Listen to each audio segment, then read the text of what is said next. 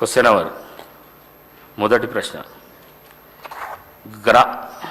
395 గ్రామ పంచాయతీల్లో బీటీ రోడ్లు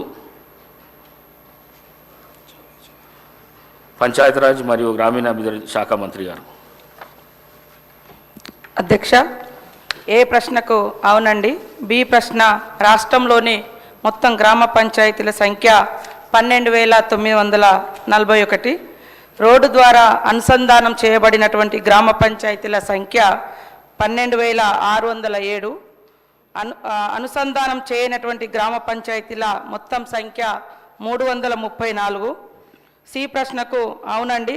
రాష్ట్రంలోని అన్ని గ్రామ పంచాయతీలు నివాస కాలనీలు జనవాసాలలో బీటీ రోడ్లు వేయాలని ప్రభుత్వం యొక్క ఉద్దేశం.